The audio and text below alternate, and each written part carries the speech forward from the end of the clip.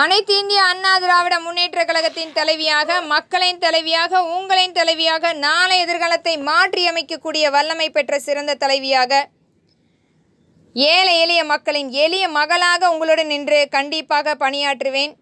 என்றென்றைக்குமே அனைத்து இந்திய அண்ணா திராவிட முன்னேற்ற கழகம் மக்களுக்குரிய கட்சி, மக்களுக்காகவே உருவாக்கப்பட்ட கட்சி, மக்களுக்காக முழுமையாக இன்று வரை உழைத்து கொண்டிருக்கும் ஒரே கட்சி அனைத்து இந்திய அண்ணா திராவிட முன்னேற்ற கழகம்தான்.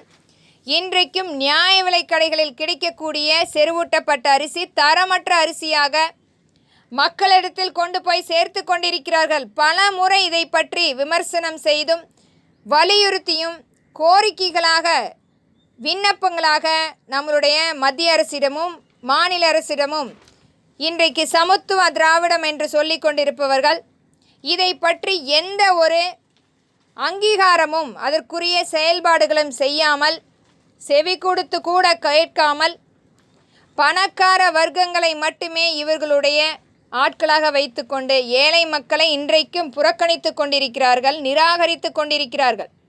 இனி வரும் காலங்களில் அனைத்து இந்திய அண்ணா திராவிட முன்னேற்ற கழகம் ஆட்சி அமைக்கும் போது நியாய விலைக் கடைகள் அனைத்துமே அரசு அங்காடிகளாக மாற்றப்படும்.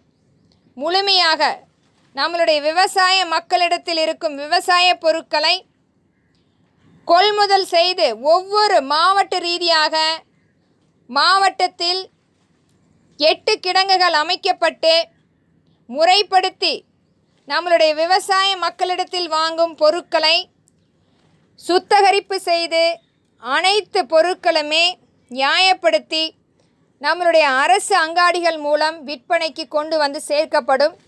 குறைந்த விலையில் மக்களுடைய இன்றைய பசி பட்டினியை போக்குவதற்காக எளிமையான முறையில் குறைந்த விலையில் கொண்டு வந்து வரி இல்லாமல் கொடுக்கப்படும் என்பதை திறன்பட வலியுறுத்துகிறேன். இதனால் எத்தனையோ மக்களுடைய வாழ்வாதாரம் மேலோங்கும், அவர்களுடைய சேமிப்பு அவர்களுடைய கையில் வந்து சேரும். இன்றைக்கும் நல்ல வீடில்லாமல் உணவுகளை வாங்கி உண்ண முடியாமல் எத்தனையோ மக்கள் தெருக்களில் அமர்ந்து கொண்டிருக்கிறார்கள். அத்தனை மக்களுக்காகவும் இந்த திட்டம் அமுல்படுத்தப்படும், முறைப்படுத்தப்படும். அனைத்து இந்திய அண்ணா திராவிட முன்னேற்ற கழகம் இத்திட்டத்தை முழுமையாக மக்களிடத்தில் வந்து 2026ஆம் ஆண்டில் ஆட்சி அமைக்கும் போது முறைப்படுத்தும் என்பதை திறன்பட வலியுறுத்துகிறேன். நன்றி.